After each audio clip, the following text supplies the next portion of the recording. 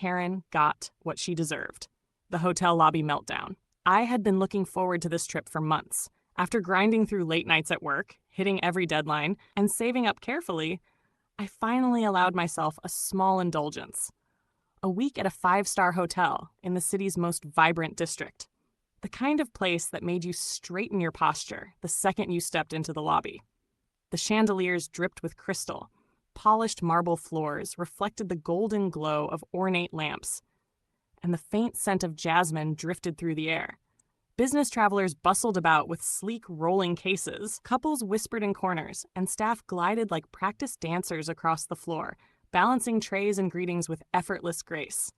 I arrived mid-afternoon, dragging my slightly scuffed but trustworthy luggage behind me. A young doorman opened the massive glass doors with a bow, welcoming me inside.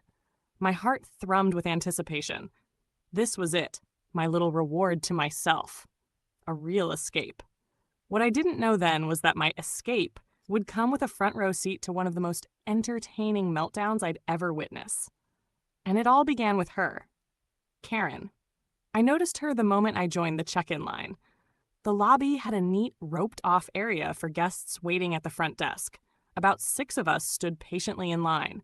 Some scrolled on their phones, others chatted softly, and I admired the serene efficiency of the clerks behind the counter. But serenity never lasts when a Karen enters the scene. She swept in with the self-importance of royalty, heels clicking like gunshots, oversized sunglasses perched on her nose despite being indoors, and a blindingly glittery handbag swinging from her arm as though it contained the crown jewels. She didn't even glance at the line. She strode right past all of us, beelining for the counter. A couple at the front shifted uncomfortably, clearly annoyed. The receptionist, a young man with immaculate posture, smiled politely and said, "Good afternoon, ma'am. If you wouldn't mind joining the line, I'll be happy to assist you shortly." Her head snapped toward him like he'd spat in her drink. "Excuse me?" she said, voice dripping with venom. "Do you know who I am? I don't stand in lines. I have better things to do." There it was, the line everyone dreaded. The "do you know who I am" line. The receptionist blinked once, still polite. "Of course, ma'am, but for fairness, we assist guests in order of arrival. I'll be right with you." Karen let out a scoff that could have curdled milk. She turned, casting her gaze over the rest of us. Her eyes swept past me like I was invisible, but I could see the disdain etched into her face. To her, we were obstacles, background extras in the grand film of her life. She didn't rejoin the line. Instead, she planted herself at the counter, tapping her manicured nails against the marble surface, loudly sighing every 30 seconds. I exchanged a look with the man ahead of me. He rolled his eyes. Karen had made her entrance.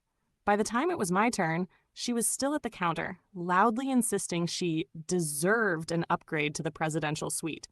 "But madam," the receptionist explained patiently, "your reservation is for a deluxe king room.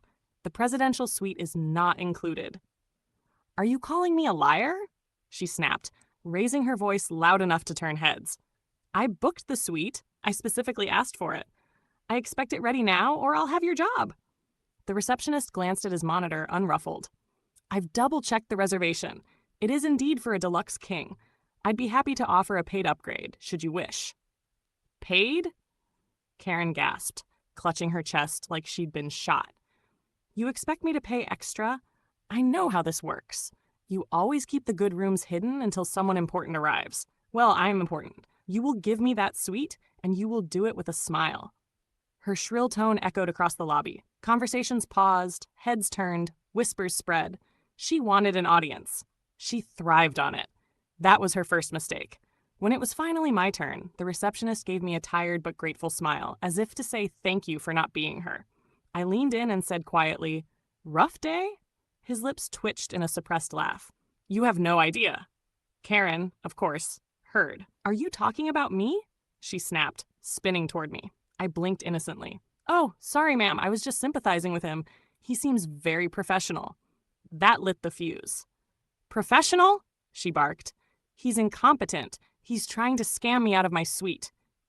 Several people in line frowned at her. The couple at the front muttered something about entitled nonsense. I smiled politely. "Oh, I'm sure it's just a misunderstanding. Mistakes happen. Maybe you accidentally booked the wrong room category." Her jaw dropped. I do not make mistakes. Karen's tantrum grew louder with every passing minute. She berated the receptionist, insulted the decor. This marble looks cheap, and even scolded a passing bellhop for walking too loudly. Finally, the duty manager, a calm woman in a tailored suit, arrived. She spoke in the kind of tone usually reserved for disarming bombs. "Madam, I understand you're upset, but your reservation is clearly for a deluxe king. Unfortunately, the presidential suite is unavailable." Karen slammed her handbag onto the counter with a theatrical thud. "Unacceptable. I demand compensation. Free spa services, complimentary meals, and perhaps a personal butler," I muttered under my breath. Unfortunately for Karen, she heard. She whirled toward me, her face contorting with outrage. "Who do you think you are? Keep your mouth shut, or I'll have you thrown out too." This was my moment. I smiled sweetly. "Oh, I'm just a guest. Unlike you, I'm perfectly happy with the room I booked. Deluxe king, right? Seems lovely." A ripple of chuckles spread through the line. Karen's face turned crimson. Desperate to regain control, she raised her voice to a screech. "This entire hotel is a disgrace. I'll have all of you fired. I'll ruin your reputation. I know the owner personally." The manager's expression didn't flinch. "In that case, madam, perhaps you'd prefer to speak directly with security." The word hung in the air like a guillotine. Karen froze. By now, half the lobby was watching. Businessmen had set down their briefcases. Families whispered behind hands. Even the pianist in the corner had paused mid-song. And I, ever the helpful guest, delivered the final blow. With wide-eyed innocence, I said loudly, "Oh, if you know the owner personally, I'm sure you won't mind if we call them right now to confirm your suite?" The crowd chuckled. Karen stammered, "Well, I didn't mean." "Oh, but you were very insistent," I continued, my tone honey-sweet. "I'm sure the owner would love to hear how you've been treated." The audience laughed outright this time. A businessman clapped once, mockingly. Someone whispered, "Busted." Karen's face twisted, rage battling humiliation. She opened her mouth, but no words came out. For once, she was speechless. The manager seized the opportunity. "Madam, I'm afraid we cannot accommodate you further. Security will escort you off the premises." Gasps and delighted whispers filled the air. 2 tall security guards appeared at her sides. "No, you can't do this to me." Karen shrieked, "I'm important. I'll sue." Her tirade was drowned out by laughter and whispers as the guards gently but firmly led her toward the exit. She fought every step, shrieking threats, but the image was unforgettable. A woman who demanded the world, escorted out like a child throwing a tantrum. As the glass doors shut behind her, the lobby erupted in applause. Actual applause. Guests clapped, laughed, and exchanged knowing looks. The pianist resumed playing, striking up a jaunty tune as if scoring the finale of a comedy show. The receptionist exhaled, visibly relieved. The manager gave me a discreet nod of thanks. And me? I rolled my suitcase up to the desk, grinning. "Now," I said cheerfully, "about that deluxe king I booked?" The receptionist laughed, really laughed this time, and handed me my keycard. As I rode the elevator up to my room, I couldn't help but replay the scene. Karen, red-faced and sputtering, dragged out under the watchful eyes of every guest in the lobby. She came in demanding attention. She got it, just not the kind she wanted. And that, I thought with satisfaction, was what she deserved. Like and subscribe. Share if this happened to you or someone you know.